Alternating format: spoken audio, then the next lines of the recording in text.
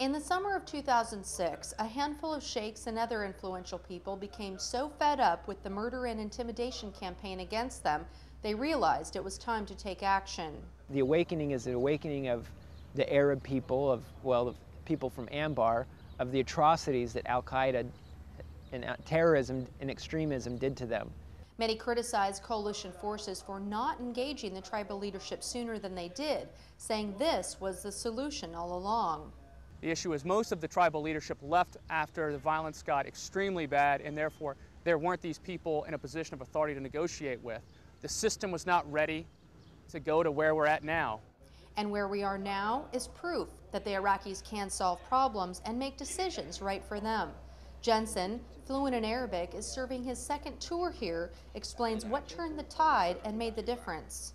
Is that the Iraqis said, hey, we're going to fight these people. We've been fighting them, but this is just enough.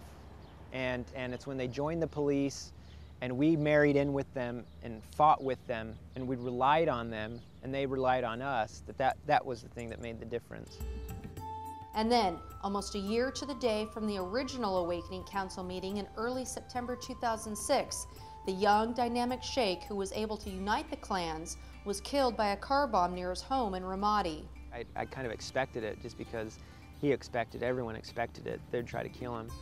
But I knew that the tribal leaders, the momentum had already started. Had they killed him 7 months earlier, maybe. Because people were riding off of his charisma and his enthusiasm for what was going on. Less than a week after meeting with President Bush in the States in September 2007, Sheikh Sattar's assassination shook up the Awakening Council's direction. But his brother, Sheikh Ahmed, has stepped up to lead the emerging political party.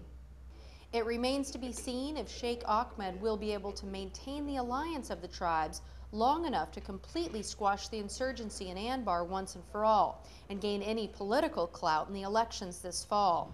Just outside the gates of Camp Ramadi is the Sawa Political Headquarters building. This is where local men gather to discuss events of the day, politics, and strategy in maintaining the momentum in the fight against Al-Qaeda and insurgents.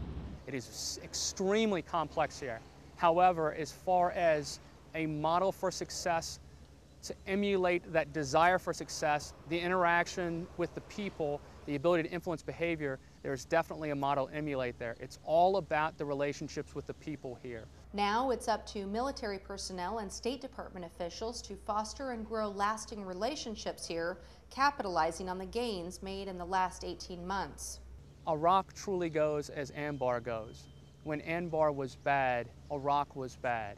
And it's no coincidence now that Anbar is going well and is stable and is developing, that others around the country see what's in the art of the possible and take their lead or their cue from Anbar. If it is possible here, it is possible anywhere. The awakening movement of 2006 and reduction in violence in 2007 appears to have produced the desired results military planners hoped for in Anbar Province. Reporting from Ramadi, Iraq, I'm Staff Sergeant Amy Forsythe.